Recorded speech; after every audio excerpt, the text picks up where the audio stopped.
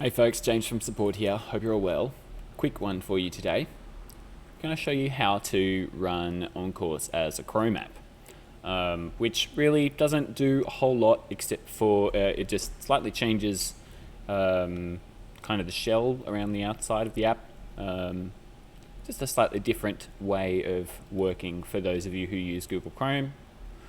So you can see here I've got my Chrome app or web browser open, and we're logged into my test server.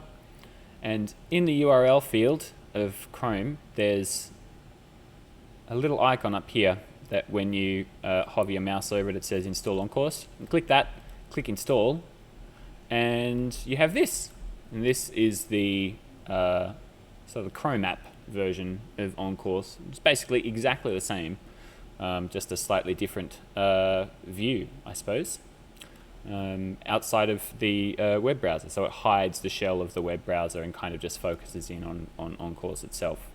If you can still access your Chrome extensions here by clicking this, and if you want to get back out of this view and get back to just the standard web browser, just hit uninstall onCourse, and don't clear that data, because that probably, if you've got saved passwords and stuff, that will clear all of that.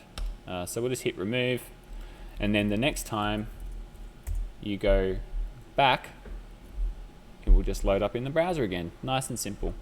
And that's how you can launch onCourse as a Chrome app.